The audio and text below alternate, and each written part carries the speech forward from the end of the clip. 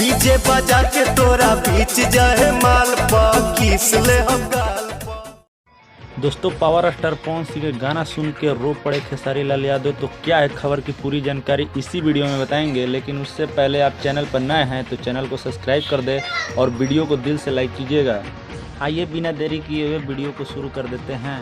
दोस्तों, power star Pawan Singh Bhojpuri industry में record के नाम से जाने जाते हैं और रिकॉर्ड बनाना इनके बाएं हाथ का खेल है, जो कि किसी भी सुपरस्टार के बस की बात नहीं है।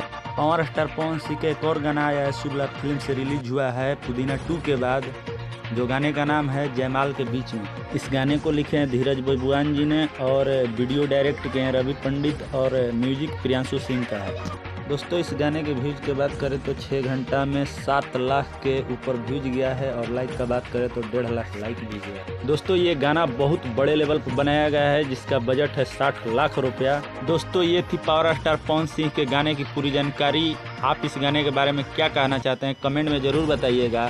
वीडियो अच्छा लगा हो तो दिल से लाइक कीजिएगा। अगर चैनल पर नए हैं तो चैनल को सब्सक्राइब कीजिएगा। मिलते हैं फिर नेक्स्ट वीडियो में, तब तक के लिए बाय बाय।